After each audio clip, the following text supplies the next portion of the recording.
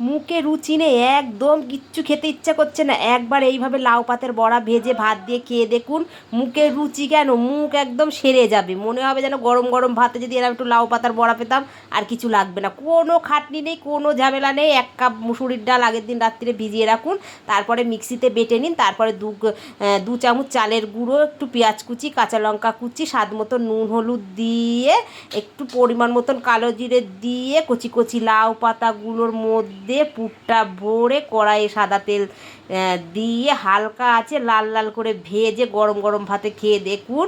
মাছ মাংস ছেড়ে আপনি এই লাউ পাতার বড়া দিয়েই ভাত খাবেন, মনে হবে যেন লাউ পাতার বড়া হলে আর মাছ মাংসের দিকে তাকাবো না। একবার খেয়ে দেখুন, যারা তো বানিয়ে খেয়েছেন তাদের বলছি না, যারা বানিয়ে খাননি তারা একবার খেয়ে দেখুন, এত ভালো লাগবে কি বলবো। ভাজতে ভাজতে তো আমি খেয়ে ফেলেছি, ভাত দিয়ে কী খাবো, ঘোড়ার ডিম।